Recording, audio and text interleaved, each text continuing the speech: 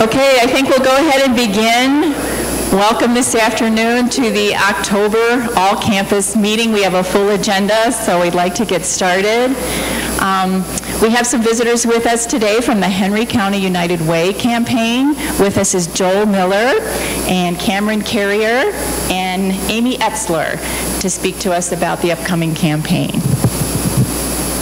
We'll keep it quick because I know you guys are busy and you got a lot of things going on. But first of all, I want to thank you for your involvement in the past. If you have been involved with the Henry County United Way campaign, I know that many of you may be from other communities other than Henry County, but a lot of what the Henry County United Way does carries over into the other counties as well, and the other counties have a lot of the same programs we do.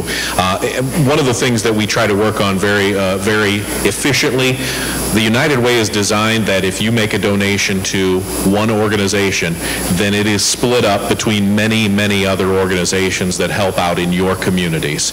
So it makes it easy for you so you don't have 15, 20, 30 people knocking on your door saying, hey, can you give a little bit to this great cause? And you sit there and you know, this is a great cause. I really should be doing something towards that. But so-and-so just asked me yesterday, and so-and-so asked me the day before that. So that's really what United Ways are designed to do over time. One of the areas that we do help with that is a multi-county area that Cameron will talk a little bit about is the CPC program. Cameron. Yeah, thanks. And like Joel said, thanks again for everybody's support in the past, if you've given in the past, and we just want to thank you for your time today. And like he said, I'll talk a little bit about the CPC, the Women's Health Resource, and particularly a program that they have called Earn While You Learn. If you're not familiar with the CPC, what it is it's an organization that helps usually younger women who have unplanned pregnancies. And the Earn While You Learn program is a really neat program that they have there, where the women who come who are expecting, they can go through classes, and they can take classes that range from budgeting to manage their budget, different parenting skills, raising a child, all that kind of stuff. And at the end of the classes, they actually take a test, and they earn points after those tests that they can use to buy items like cribs, mattresses, car seats, things like that. So that's the program that the United Way helps support with the funds that are given to us with the CPC. And we thought there'd be no better way to show you what they do than to share some thank you notes that have come from individuals who have been able to benefit from that program. So I'll share a couple of those. The one says, thank you so much for the crib and mattress. Those were some things that I was really worried about affording, so this was a huge weight off my shoulders. Thanks again.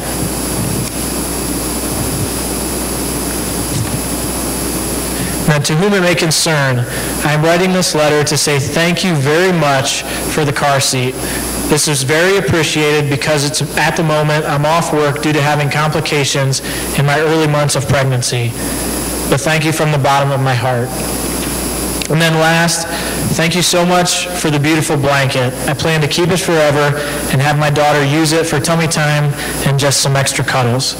So as you can see, there's a lot of different things that they can get through that program, whether it be something as big as a mattress and a crib, and then something just like a blanket that is really a memory for them to have a good experience while they're having this unplanned pregnancy. So Joel's going to take it over from here.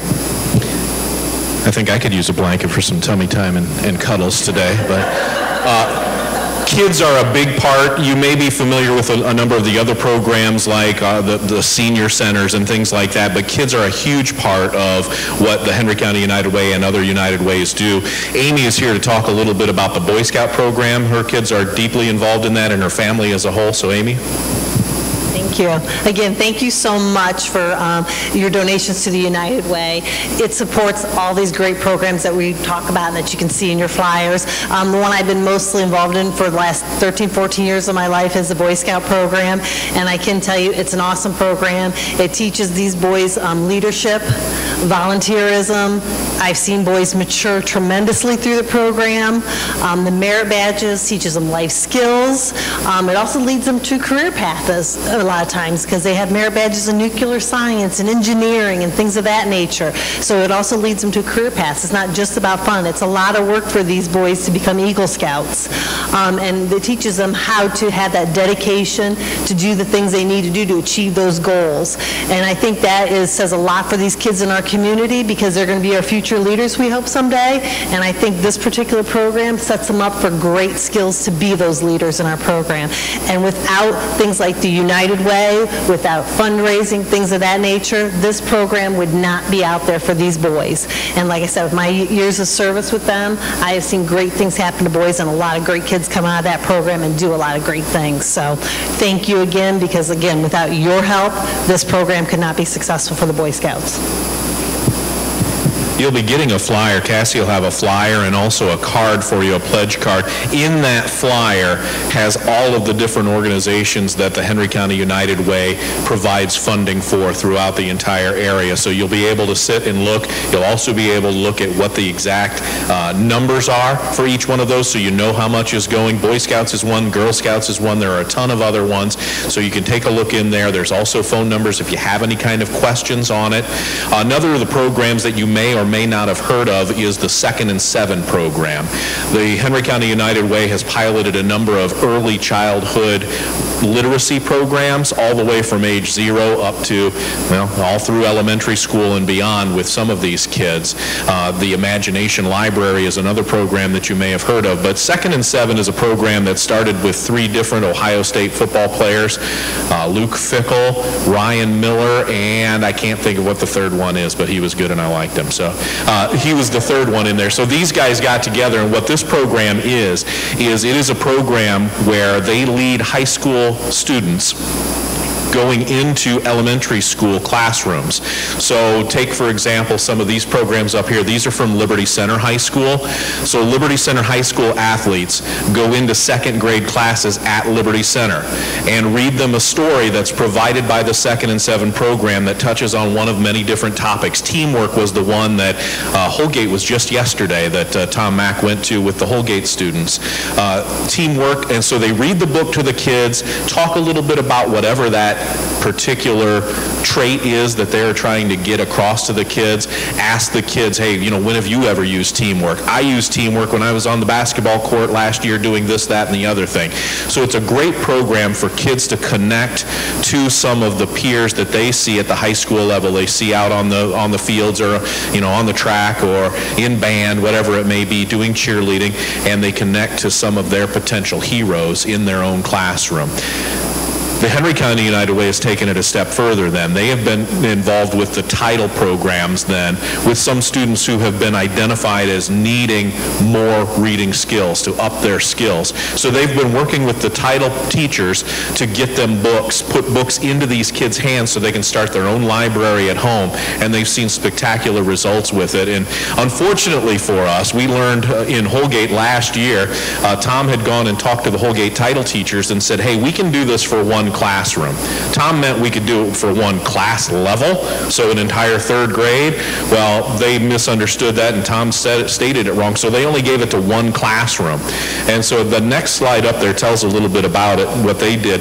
They found out that in the 2nd grade classroom, they got some direct results that were mistakenly gotten for those kids that didn't get these books. But I know the program is very effective because the 2nd grade class that had the program had Star Literacy test scores 25% higher than the 2nd grade that did not have the program that year.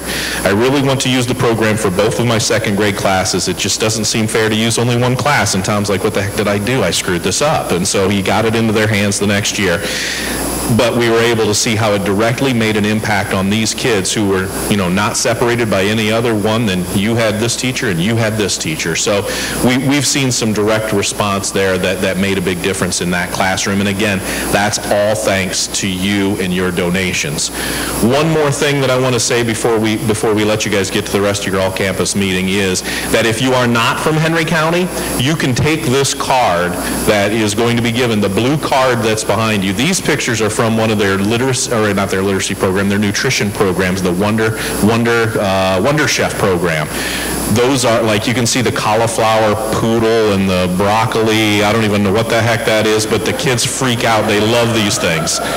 And all of that is designed through grants through Campbell Soup Company, the Campbell Healthy Communities Program with the United Way and the Health Department in Henry County to get kids figuring out nutritional programs. So I looked up and happened to see that. But you will get this blue card, and you can designate to your home United Way.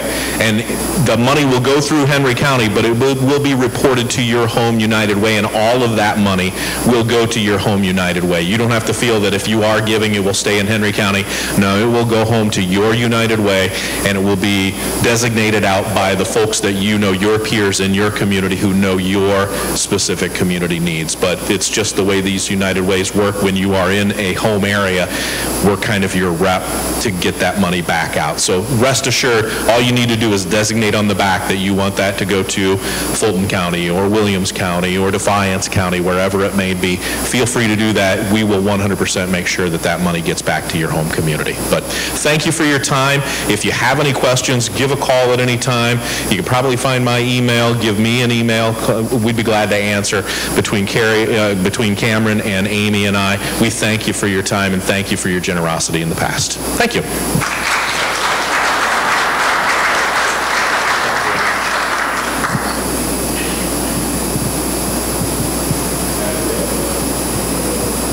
Okay, next, Dr. Stuckey.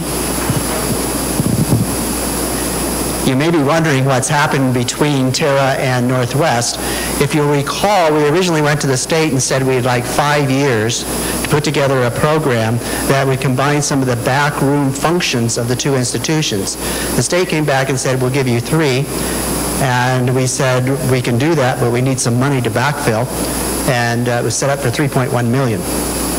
Through the great work of Jim Hoops and others, the state actually allocated $5 million for this project.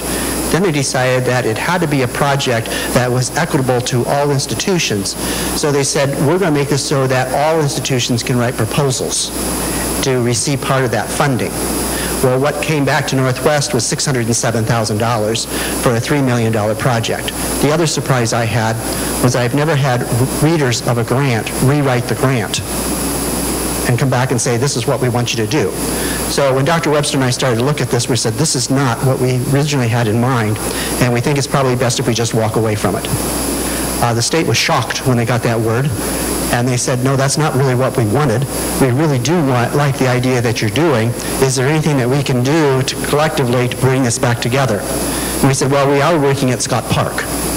And that is workforce development. It's not competing with Owens, or it's not necessarily competing with the University of Toledo because they're more academic, but we're working with that workforce development. So a new revised grant using much of the work that Melissa had already put together was written and submitted last week.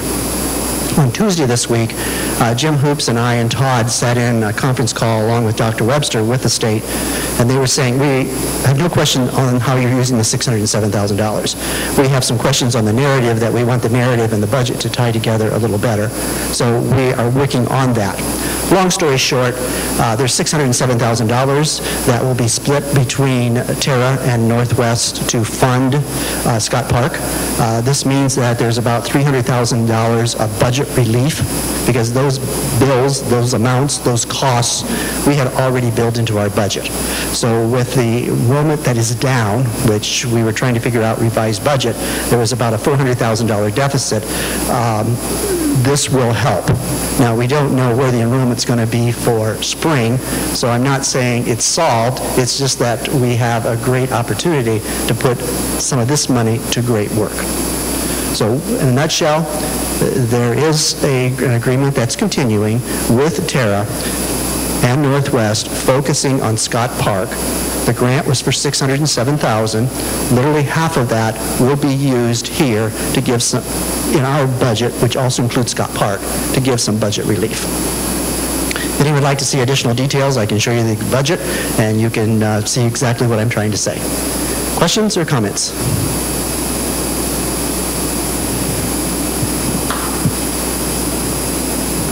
And Jamie Zeller. And I have no idea what that is, but I'm sure you'll explain it to us. I believe back in September, Todd had been talking about a central authenticated server and MyNSCC going away. The last couple months I've been developing what the new MyNSCC will look like, and I will show you guys for your thoughts, ideas, anything.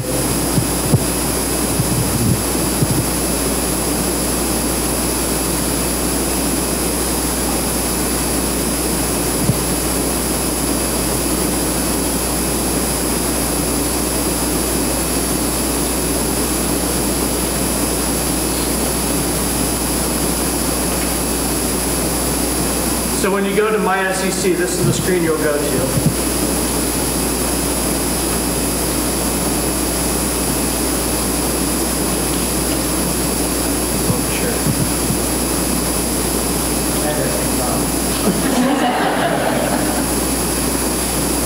Happens to the best. Okay, and then you'll eventually, once it loads, it's on a slower server. We're hoping to get it on a faster server, so this would speed up.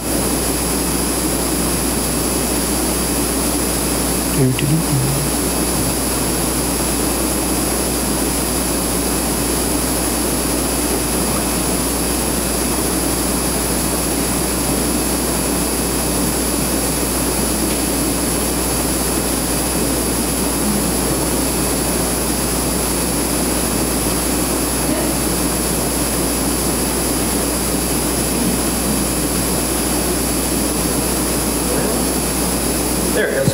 Okay. So this would be your home screen, and there's my error. I figured it would show up.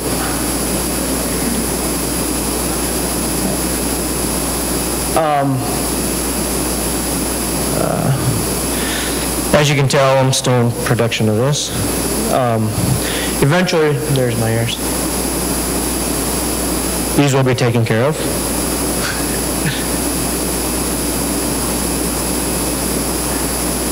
So, let's try one more try at this. Sorry, everyone.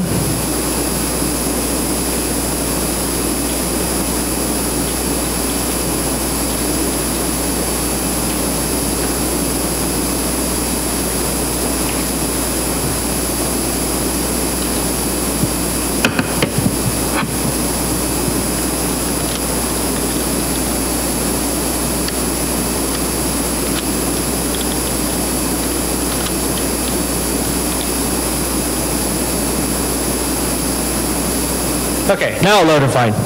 So, all this is all built on the same platform that the MyNSCC is. All the rights and everything will go in.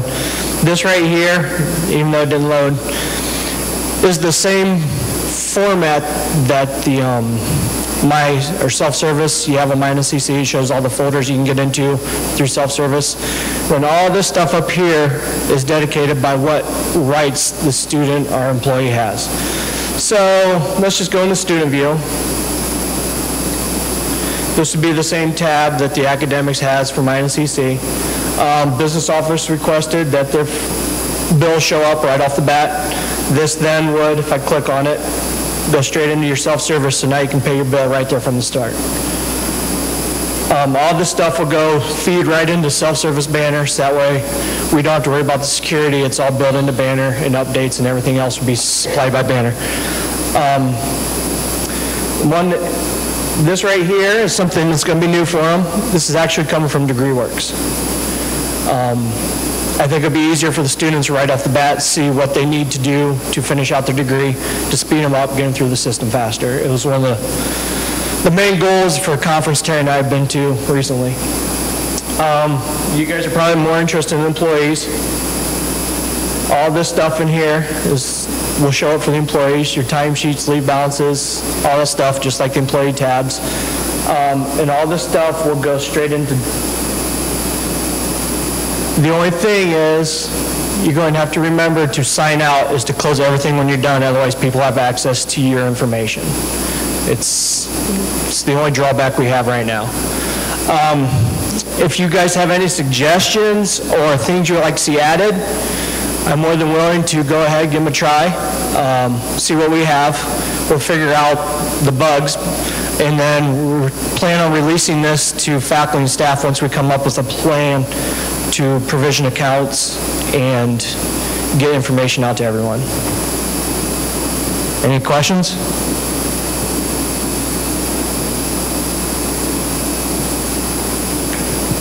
Thank you, Jamie. All right, Brad Gear.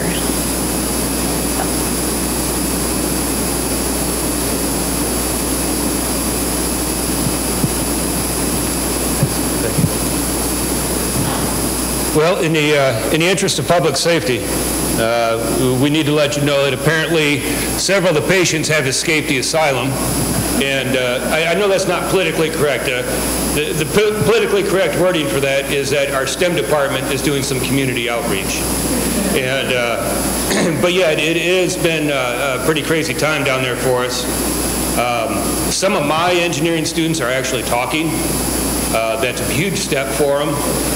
Some of Dave's students are actually doing public speaking, and rumor has it that some of Mike's students have even looked up from the computer screen. So we're really making tremendous strides in the engineering building. The two programs that I want to talk about, they're unique in that they align with the Ohio Department of Education's Workforce Pathways initiatives that they're working. Both of these programs also align with the Ohio Revised Code 333390. They align with the college mission, vision, and values, all 4 steps of our strategic plan, and the 2016-18 college completion plan. And it wasn't by design, it just, after seeing these ideas come to light, how well they align with what our college is working on and what we are working on across the board. The first one I'm going to talk about is Building Ohio's Workforce. It's a statewide conference that we're participating in down in Columbus. The leader of our asylum, Dan Berklow, has been at the head of the Ohio Engineering Technology Education Association, OETEA. He's been at the chair for that for 2 or 3 years now, and they've reached out and they've made contact with local high schools, with all the community colleges, several of the 4-year institutions, and a lot of the big manufacturers in Ohio. And we realize there's a deficit for skilled employees coming into this. Not just the guys working on the floor, running the lines, doing the IT work for them, doing the engineering work for them, the drafting work. There's a huge vacuum to be filled. And part of this conference is we are going to be communicating with the high schools, with the employers. We're going to be talking to high school juniors throughout this program. And very, very quickly, very clearly identifying a pathway from your junior year in high school through your associate's degree and how that will lead you directly into a good paying, skilled job. Throughout this program, you're going to be working while you're going to school, combating the college debt. They've worked very hard to coordinate wages so that our students are going to be earning enough money while they're in school to pay for their education. They don't have to go for the student loans. They'll be making a living wage on top of that. Excuse me, they're going to be able to exist beyond school as they're going through this program. This has taken a lot of work and a lot of coordination. Anybody who's worked with outside facilities, it's very tough to coordinate anything outside your department. But the OETEA has worked with the high schools, with the manufacturers, and with our 4-year institutions. So that's coming up October 28th. We're going to have the big conference down in Columbus. Get everybody together. We'll have an exchange of ideas. And that's where one of our students, Tom Bose, is going to be speaking. We've got a student board comprised of students from across the state. They're going to be speaking about their experiences with engineering technology, and where that's leading into employment. The neat thing about this, we have applied it across the board. My students in construction engineering, they've worked on the project management. This event has been in planning for about a year now. My project management students were able to get in and basically plan this event, schedule the event from what was happening a year ago to what was happening now. We've got Dave Morin's mechanical engineering students that are actually active on the student board. So not only is this a statewide initiative, we've got tremendous involvement from right here in our own engineering department also. Beyond that, the second initiative that we're working on is funded by grants that you're going to hear more about, the OMIC 1, OMIC 3, the Ohio Means Internships and Co-ops. And it is kind of fallen on the engineering department because of that same vacuum that we're talking about, that tremendous need for skilled engineering employees. What we were tasked with through the OMIC grant was to develop 7 new internships or co-op positions throughout the next year. And we went through, again, engineering, planning, all this. We sat down, well, we're going to try and come up with 3 new positions, 3 new internships that are available this semester. And word spread very quickly. My phone started ringing. We're probably going to end up with close to 30 new internship opportunities this semester. The support from our community, the feedback from our employers, the interest from our students has just been overwhelming. This has been a fantastic opportunity to be involved with. It is a little bit different than the existing co-ops and internships that have been running here since around 1970. I think they started that program. This internship program, because we are coordinating with University of Toledo, Bowling Green State University, and we're getting some feedback from Ohio State also, this internship program is going to go on their transcript as an internship experience rather than a graded course as the way it's been in the past. The benefit to this is a lot of our programs, our hours have been cut. We're down between 60 and 65 hours. We can't mandate an internship. We just don't have room in the time in the day to do it. By calling this an internship experience, it gets transcribed without eating up time in our program. And that is the same way it is run at the University of Toledo. We refer to them, University of Toledo has a legendary internship co-op program. They're actually number 8th in the entire nation for their internships and co-ops. They are considered the model to follow. Their program has been very, very successful. A high proportion of our students are transferring to the University of Toledo. Their program requires 3 co-op opportunities. Well, if we've got a 2-year student that's expecting to do a 2+2 program, they're already behind the 8 ball if we don't follow up, if we don't provide this opportunity for them as their second year here at the college. So like I said, we've had tremendous feedback from this. The University of Toledo has been great. They're also named in the same grants. They've provided us a ton of information. Also working with Lorain Community College, Columbus State, and Marion, among several others. We've got tremendous feedback from all of them. Not reinventing the wheel, but we want to make sure that we've got complete transferability.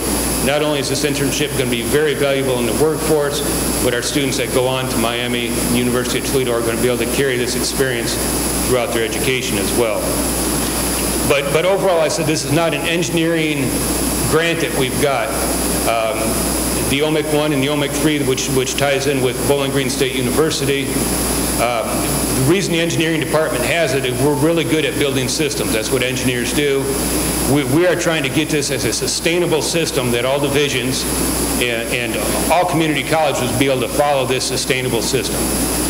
Because it's not a letter grade, it's not really tied into tuition. We need to find funding for this sustainability after the grant runs out. So that is really our goal, not just creating the jobs, but creating the sustainable system that would be able to copy throughout the divisions of business, nursing. Any division that wants to use this, it will be benefit to everybody involved. So again, those are the 2. Up here on the board, my email address. I covered a bunch of information. If you've got any questions or comments, I'd love to hear any feedback. Send me an email, and just let me know what any of your comments are. I appreciate any feedback on that. Thank you.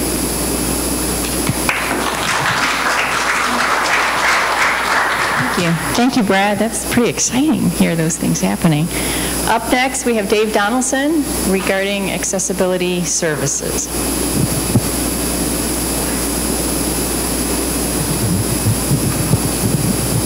Check. It's good to be back. I haven't been here since August, and it's good to see many familiar faces. My name is David Donaldson, and I'm the coordinator of accessibility services here at the college. So I'm really happy to see all of you. One more thing, it reminds me of my teaching career. The first day of class is always most important, of course, but right behind it is the second day of class. Did anybody come back? And so it's good to see many of you here in that regard. Our compliance officer and some of the deans thought it might be advisable if we presented a little bit about a component of Americans with Disabilities Act. And so, whoops, okay, we're moving right ahead.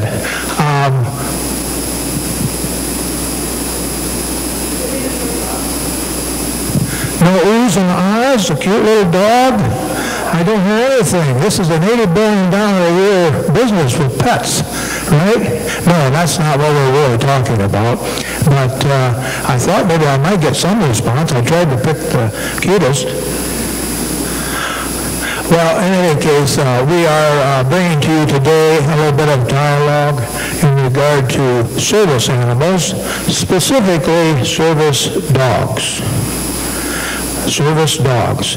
And so consequently, as you can see here, it has its own vest, handler's vest on, students are behind, the dog is going to the head of the class for some reason, and so that is partly what we want to discuss in regard to the college. Now, that's not to imply all of a sudden we're going to have a rush of dogs coming in here, or who let the dogs out kind of thing, but the point is, you want to be aware of this.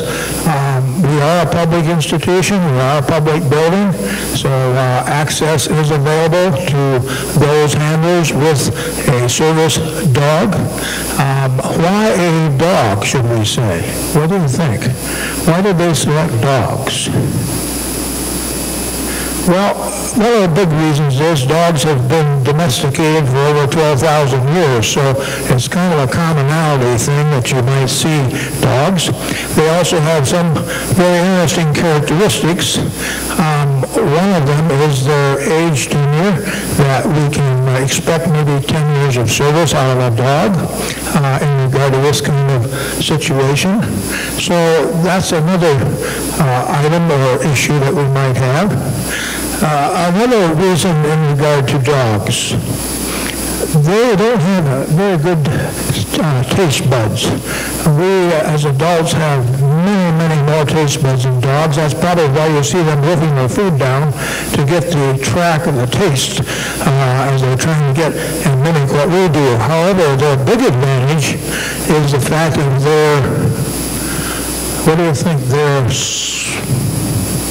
smell, 100,000 times as potent as the adult or a human. 100,000 times as potent as a human. So they can be used in various ways in regard to those with challenges.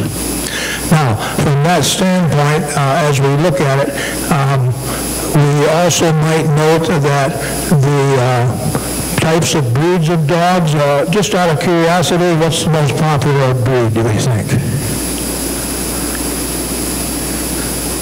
Anyone have a dog? Labs, yes, exactly right, labs. They are the most popular type of breed. Now, next slide, please. So if we look at an overview of service animals, and specifically dogs, back in 1990, when the Americans with Disabilities Act was signed, the pendulum shifted over the last many years, and should we say, it became rather restrictive in some of the rules and guidelines. So in 2008, the Americans with Disabilities Act was amended, and in the last 3 years after that, up to 2011 or 12, they finally clarified what was going to be a service animal. And in this case, it was going to be a dog. So, from that standpoint, we have some guidelines that are being followed. We follow them also here. I can probably count on my one hand in the last almost decade of the number of service dogs that I have seen here on campus. That doesn't mean that we won't see more, but again, we are a public building. And how is the service dog defined? What does the dog do? It is trained to help someone who is challenged or has a disability and help them handle that particular disability, perhaps from a medical standpoint, in their life. Here at the college, of course, that's in the classroom. Where are service animals allowed? Well, there's a public institution. They are essentially allowed everywhere. Anywhere the public can go, that's really the definition. Wherever the public can transport to, that a service animal then basically can accompany an individual. Service animals under control. Yes, you can imagine, and you're probably thinking about different methods that the animal must be contained, must not be causing a disturbance or anything of that nature. We humans also have a little tendency that we might want to walk up to the animal and pet it, but remember that when the service animal or dog is here on campus, that it is actually working. So we are not to disturb the dog in this particular work that it's doing. The other thing would be the dog, as mentioned in the kind of the guidelines, is that dog must be housebroken. You can imagine that particular situation. And so those kind of two caveats are definitely needed in regard to a viable service animal. Now, you as an instructor or an official are entitled to query a handler with regard to a service dog. And there are two questions that we can ask them. Number one is this dog trained to help or do something for someone who is challenged? If the answer is no, then that is not a service dog, and then they are not allowed to bring the dog into our midst. If the answer is yes, a second question can be asked, and that is specifically, what is the dog trained to do? And that usually is along the lines of alert, because they have sensed something has happened. Maybe another way to look at that, they do it in the order that it might happen. The dog senses, because of its skills, some training, senses something has happened, and therefore alerts its handler that it's time to take your medication, or you need to do some kind of an exercise, breathing exercise, or you might need to get up and go out of the room for a break. So the dog encourages that through the training that it has received. So from that standpoint, I'm opening you up to Q&As. I'd be glad to answer a couple questions from you here as we sit here, if I may. Can I help anybody in that area with regard to yes?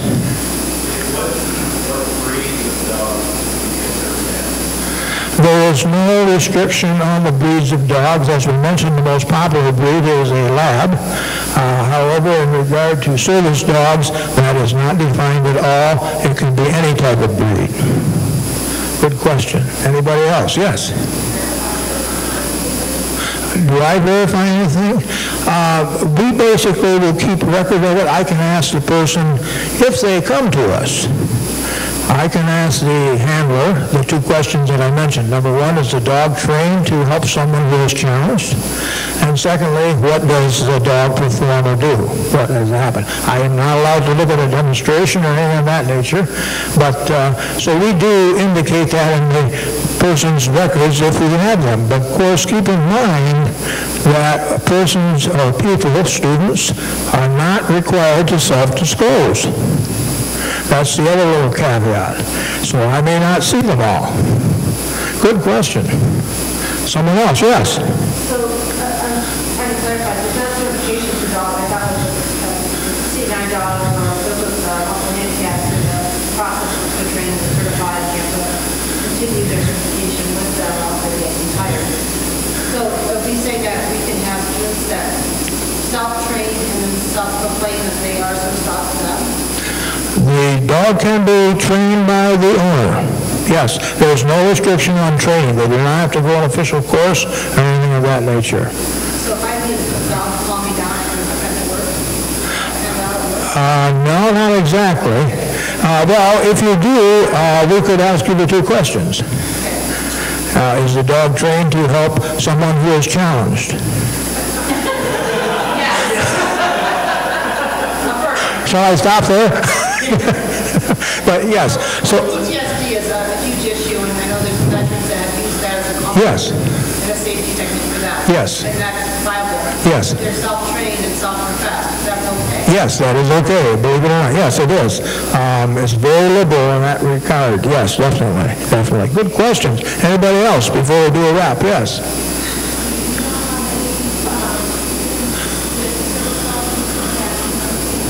Yes. Yes, you did. That particular handler was never disclosed. So I don't know anything too much about that one. And so currently, that's what we have on campus. That's exactly correct, yes. And so I'm as looking at it as much as you are from that standpoint, yes. Again, because the handler has not chosen to disclose their situation. Very good. Terry. Oh, sorry. Maybe you want to also distinguish between a service animal and a comfort animal. Was that the root of your question? Yes? I think that it's not defined, so I was just wondering if you could clarify that. Sure. Those campuses that have housing, and I think Dean Black could allude to that a little bit in regard to his prior experiences, get into the context of comfort animals in the dormitories and campus housing. We are very fortunate here at Northwest State, fortunate in the sense that we don't have housing, so the guidelines that we've mentioned so far apply, and they apply for service dogs who, number one, again, are what? Trained to help someone with a challenge, and secondly, how do they go about that? Through a sensing of some difficulty and then alerting the handler. Again, the person is challenged. So, comfort animals are strictly animals who are just by their mere presence with you, or I should say the individual, are somehow comforting them or taking care of their needs. The service dog has two succinct concepts that we have to follow.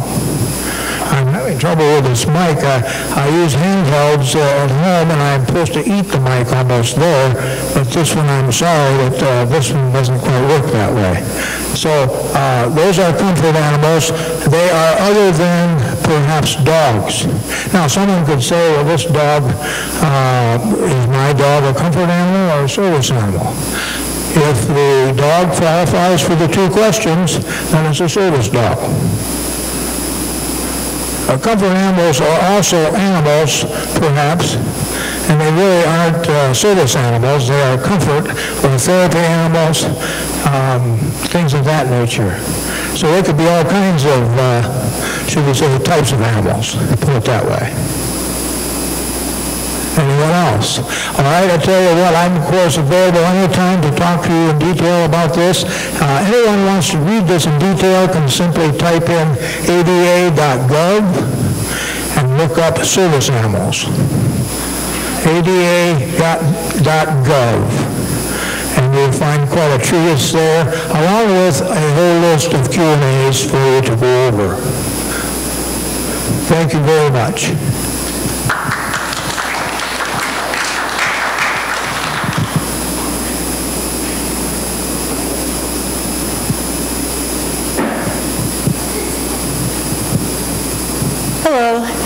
It's good to see you all back again. And President Stuckey called me a week or two back and asked me if I would just give an update on where we're at with the grants office, what's happening, what's flowing in and out. And so I thought I would just try and capture that in a couple slides. So first of all, within the grants office, there's several aspects. I don't just sit all day and write grants, contrary to popular belief. But yeah, it all leads to hopefully a successful proposal. So we work on development, we work on the administration, and then I also have the caveat of the Perkins off to the side as well. So within development, we do prospecting, which means I look for grant opportunities that meet our mission. I constantly look, and many of you will come up to me and say, you know, Melissa, if I just had X, if you find a grant for that, and so I plug that into my little brain, and I keep watching for it, and then I feed it back out to you when I find them. Relationship development, that's where I work with you to find out what your needs are, but it's also working with federal agencies, it's working with community, it's trying to find those connections to make relationships happen, because grants are never done, and I repeat, never done in isolation. And then there's a program development. A grant isn't just asking for money. The grant is usually a proposal that's given that defines a whole scope of work, and sometimes it's a whole scope or a program design, and that doesn't happen just in my office. Clearly, I am just a peripheral, I'm a container to hold your ideas. So I work on that, and then writing the proposal is the capstone of all that process. So once the grant is received, we go into the administration part where we're doing federal reporting with our grants. We do with outcome measures, we do logic models, and we track it to see if we're hitting our targets or not. And with the new federal reporting guidelines, our targets and our funding have to match. So we can't not perform well and still draw down the money. So along with that, I support the grant offices. Like Sarah and I are good buddies. She's working on the tax grant. I'm tapping on Dan's ear from time to time with the OMIC and with this new STEM P4. So I follow up, make sure, how's it coming? Do you need some supports? What can I help you do? Who's the slide person? Hit it. So what's happening right now? So we are working on developing relationships to help move forward a few initiatives. I'm currently working on the federal funding task force. I'm leaving actually this weekend to go to DC, meeting with the USDA and meeting with the National Science Foundation to help build some of those relationships and try and figure out some opportunities there. I work with subject matter experts. I had the opportunity last month to work with Roger Spears, and what a delight that was, because my brain does not work like his brain. I'm just going to tell you that. I think nothing of clicking on a video and watching it, and he's like freaking out because cybersecurity is an issue. And so I got to work with him learning cybersecurity, and we just submitted an NSF grant to talk about that cyber hygiene and security hygiene as cybersecurity and critical manufacturing connect. So I learned a lot about that one. I also work with the Grants Professionals Association to stay current on the trends and topics as we try and stay competitive with our grants. As funding is tighter and there's less and less government money coming down, grants are becoming more competitive that's where we're trying to find our gaps, to fill the gaps in funding. So what are we working on right now? We're really trying to move forward some agricultural initiatives. We've heard rumblings. I don't know if Mike Wolf's in the room or not, but Mike has been tasked with trying to move forward on an agricultural initiative that came directly out of our environmental scanning processes and our strategic planning, and the community says we need agriculture. And so President Stuckey has tasked Mike with taking that up, and so we're working together to build those relationships and move that forward into a grant. And cybersecurity is another huge issue. So what are we prospecting right now? The USDA NIFA, which is the National Institute for Food and Agriculture, has two grant programs that I'm looking at. One is due in December 8th, and that one I'm working with Mike on. It's a beginning farm and rancher development program, and that includes starting a program at a community college, including curriculum development or community outreach, or there's multiple things we can do with that. SPECA is a secondary education program, secondary to post-secondary. That's what that SP is, secondary to post-secondary education for agriculture. And that is more of a planning and development grant that could help us launch the first one. So the two of them will be working on those. The National Science Foundation, we just submitted one for the Advanced Technical I can't say it, technological education program, and that was cybersecurity. And now we're looking at the National Science Foundation for the STEM. STEM is a scholarship in STEM, and you can design a whole program to support a cohort of students going into STEM-related fields with scholarships and support. So that one's coming up April 20th. We looked at it last year, and there's other things on the docket. We didn't take it, but I think this year we're going to go for it. So the U.S. Department of Education, we've never successfully achieved one of those grants. We've applied twice, in 2002 before I was here, and again in 2013, and we were unsuccessful. Title III is highly competitive to the point that on a scale of 1 to 100 and 100 points, they funded down to 102, which is perfect plus bonus points. So it's a very competitive process. We recently, in fact, just Tuesday, I found a grant on Upward Bound. We've never qualified, but they've changed the parameters a little bit, and I think we are very qualified to apply for that one, and we're approaching that one as well. So that's what's prospecting. In the pipeline, I just talked about that, the ATE proposal, and that's cybersecurity and critical manufacturing. It's a 3-year proposal, or 3-year implementation, looking at about $750,000 total over the course of the 3 years. I've thrown in a couple small grants. When I come across these little ones that are 5 or 10 or 20,000, I dropped one into State Farm's bucket a couple weeks ago. I don't know if that'll go anywhere or not, but it's fun to try those once in a while. And go ahead. So what are we working on right now across the campus? I get to touch on these, and there's a lot of people doing a lot of hard work around this. TACT is Sarah's baby. NSF, ATE is mostly Tom Wiley. And I know that Jim Hoops is involved in both those, very detailed. We have multiple faculty touching that as well. Ron Scazzari's in that. Tom Bowes is working on that. I can't think of everybody else that's in that process. So those two are actively happening, mostly down here in the E building.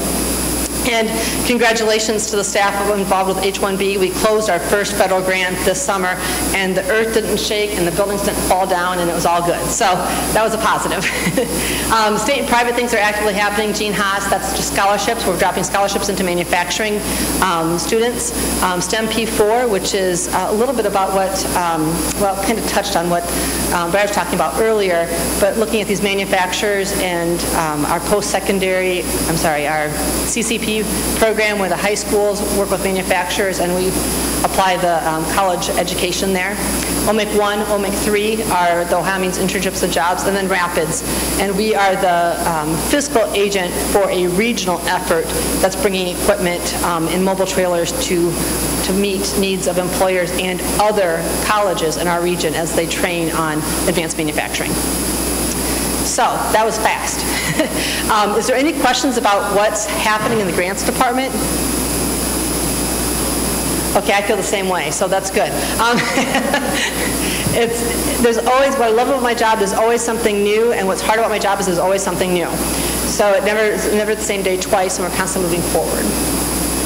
And if you have an idea about something that you really want to do, and even if it's a small grant that you have within your area of, like you're part of an association and there's a grant out there, $5,000 to do a professional development thing, and you want to write for that, I am more than happy to help you process that, develop a logic model for that, or just even review it for content and make sure the dots connect and that the budget, like as Tom was saying, the budget matches what you said in the budget narrative and the program development. They got to connect and things like that. So it's a process of putting all the dots together. And if I can help with that, I'm glad to. Okay, what's next? Oh, Perkins. Yes, Perkins. So I have the privilege of working with Lana Snyder on the Perkins Initiative. Perkins is not just a grant. Perkins is a federal initiative for career and technology education that comes with funding. And so we have the opportunity to work with career and technology education to provide opportunities for students on our campus to achieve the goals they would like to in employment, in skills, and in success. We take some of that money. We have $77,000 this year. That money is a formula from the state. We have the money come into our coffers once a year. And with $77,000 this year, that's down $10,000 from last year, so a huge cut. But we prioritize that with the help of stakeholders that give us guidance on what they see internally and externally from the college. And two of the priorities that's given in that money is professional development funds to help us build our skills to better meet our student needs, and then also equipment to help us build our classroom spaces and our resources here to help our teaching be more effective. So based on that, there's two applications that went out about a month and a half ago, and they were due a week and a half ago, and we reviewed them just Tuesday morning. And I have announcements for winners. The winners don't even know this yet, so you guys are on the cutting edge of excitement. So, hit it. Congratulations to our equipment recipients. Tony Hills was the top scorer on our review team. And the lovely thing about this is I don't make any decisions. We have a blind review. They don't know who applied for the money, and they score it on a totally objective rubric. And I put the numbers together, and the answer is right in front of me. So it's an awesome way of doing it. Tony Hills, virtual reality PC. Dr. Bergman requested a Quastar telescope for his astronomy classes, and that's not astrology, Mr. Dravis. Slight difference.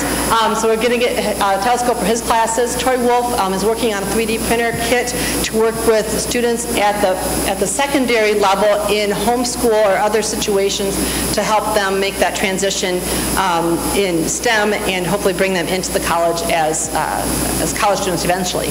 And Mindy Stainer asked for some active learning classroom materials.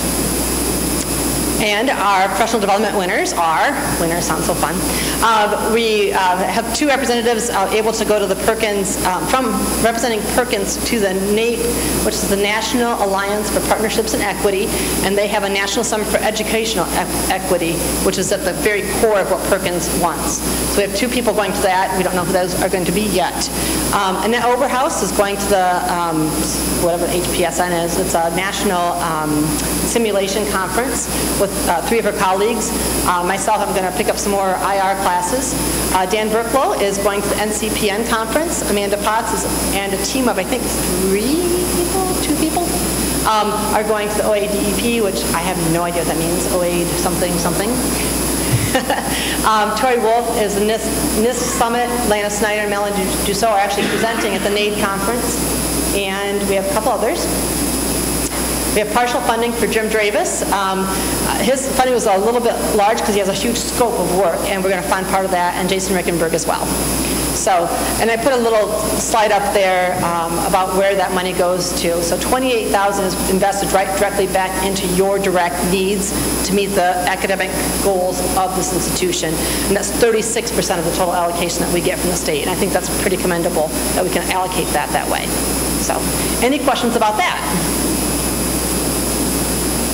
Dave got like 5 questions, you guys. I have none?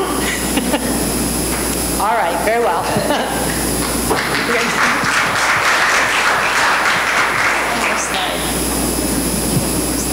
Oh, yes, I do have one more slide. I threw this on the end of my thing. I am so sorry. So this is like the smallest grant ever. Do all of you have Twitter? If you have a Twitter account, put your hand in the air, please. Okay, well, we have like 5 modern people. Thank you, all you millennials.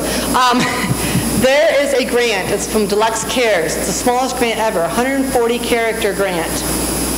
If you come up with the word, put in your nonprofit, which is our the Northwest State Foundation, Community College Foundation. So drop that in there and make sure you tag Deluxe Cares in your 140 characters. And it's $10,000. They're awarding 10 of them. The deadline is tomorrow. So do this when you get back to your offices. And if you don't have a Twitter account, sign up for one. Do this. And if you get a feedback loop saying to fill out the next thing, I have a piece of paper to give you to cut and paste into that. So there's a grant for you. You can also say you applied for a grant this year. Okay? Thanks. Okay. Brittany.